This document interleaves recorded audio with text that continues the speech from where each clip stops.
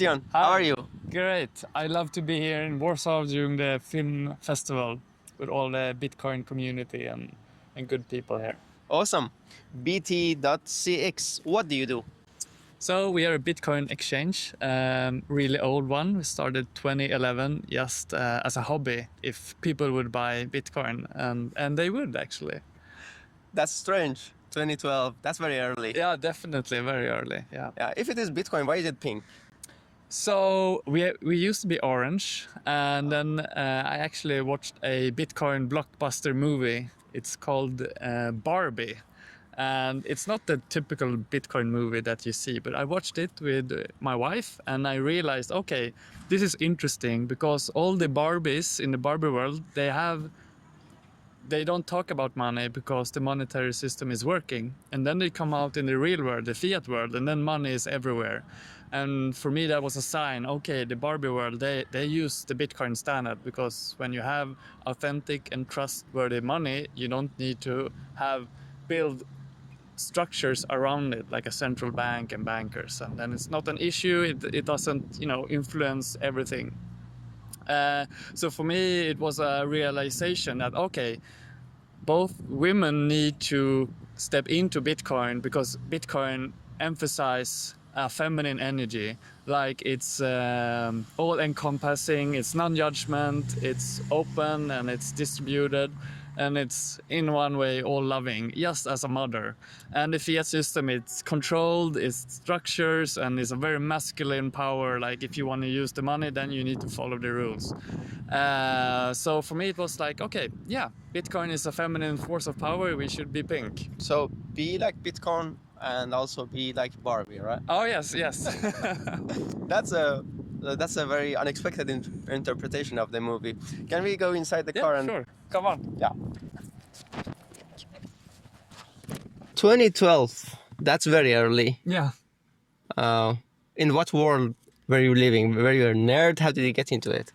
So I was doing my PhD in quantum biology. So I was very scientifically exposed and mathematically taught in a way. So it happens like that. I went to a free open source software meetup, a FOSS meetup. I like open source. I was developing open source software for medical purposes, and for some reason I don't remember, I was complaining about the banks, which is not uncommon even 14 years ago. And a guy next to me said, "Hey, have you looked about Bitcoin? It's open source money." And that orange pilled me instantly.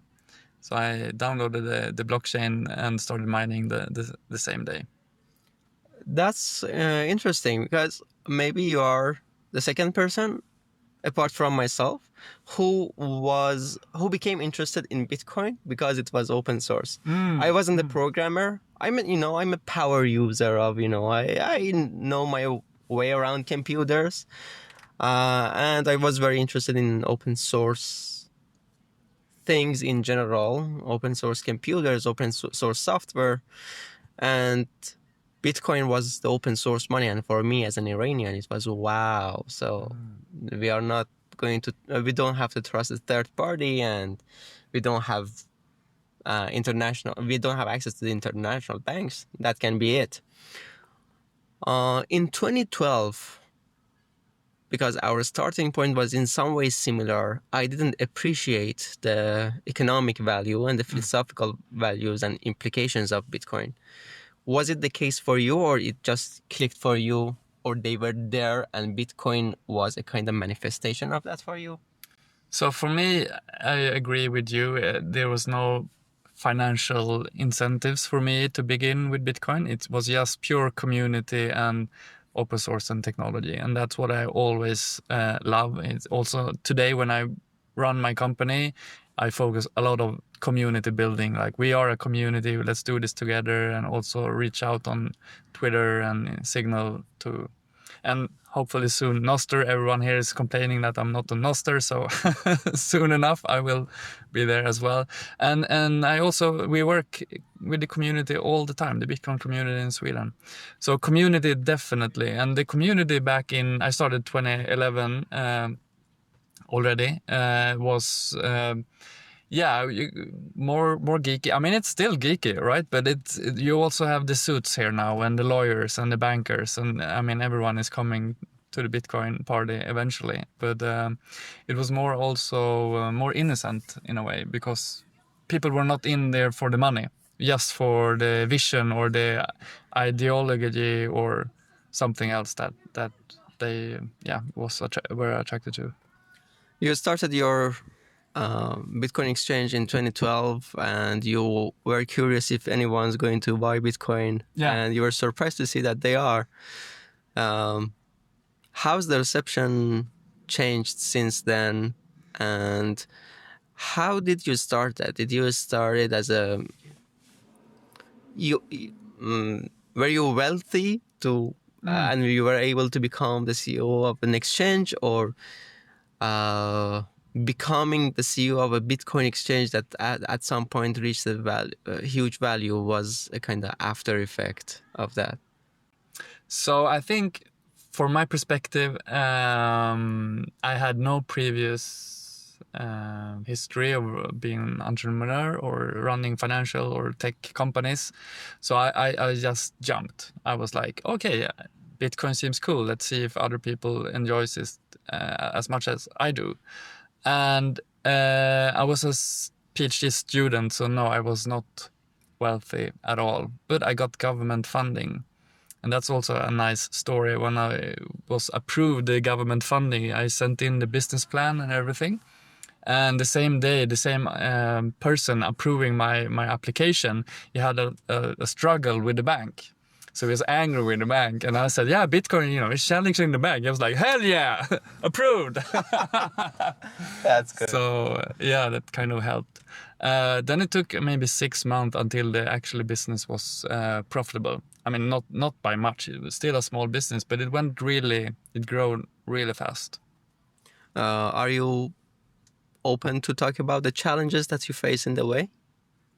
Yeah, sure. I mean, one of the biggest challenges we still have and had historically as well is, of course, the government in different way. It has shifted. I mean, the Swedish government, I think we have like 160 different branches. So different government have their own position on Bitcoin, and it has shifted. Sometimes they're negative, sometimes they're positive, sometimes they're neutral. But then also the banks. Sweden is a small country with a very few banks, and they know each other very well. So it was easy for them to collude and say, let's push Bitcoin out of Sweden.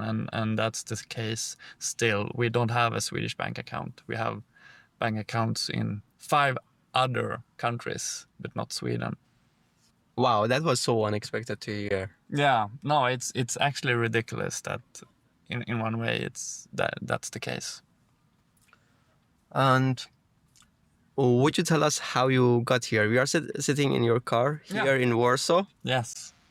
I love my car and I love driving, and it was a long drive, 36 hours from Stockholm.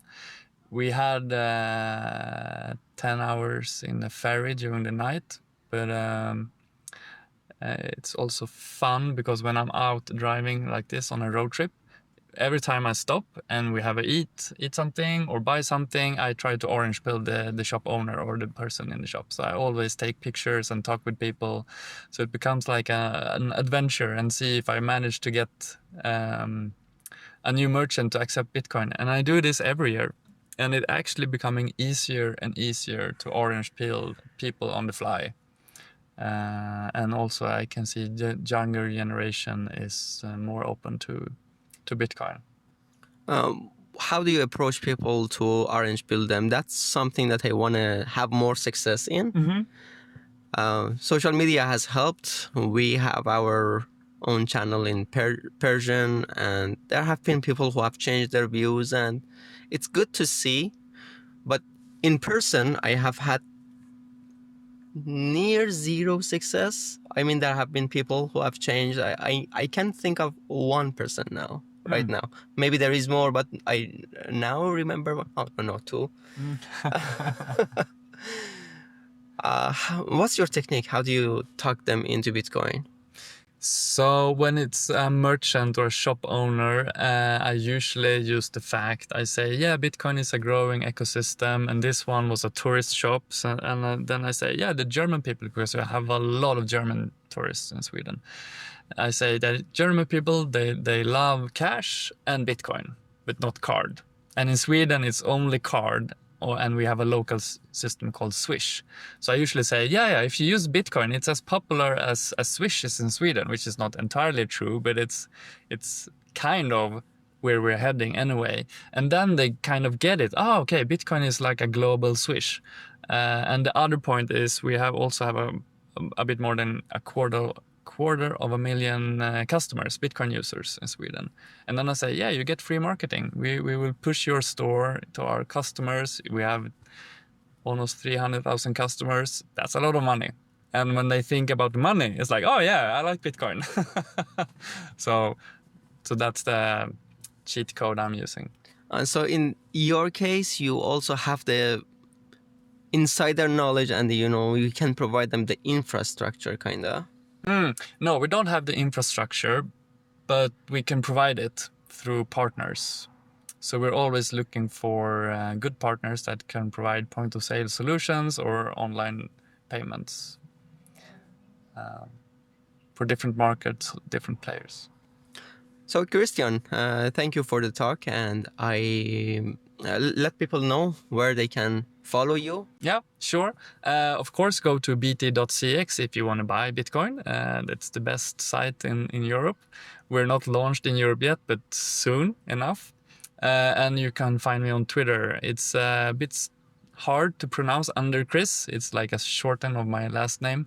So I guess we'll write it in the Description, I will write it, and I will also pop it up on the screen. Yes, and Nostr is coming soon. Yeah, Nostr is coming. We are fixing that. I have already sent him a very short tutorial, 6 minutes. I'll do it tonight, I promise.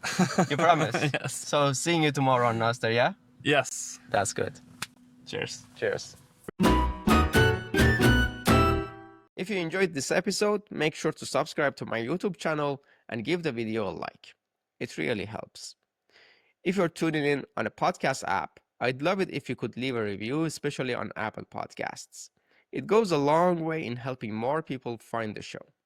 You can also support me by listening on Podcasting 2.0 apps like Fountain or Breeze, and streaming me some sats while you listen. Feel free to zap me and follow me on Nostr too.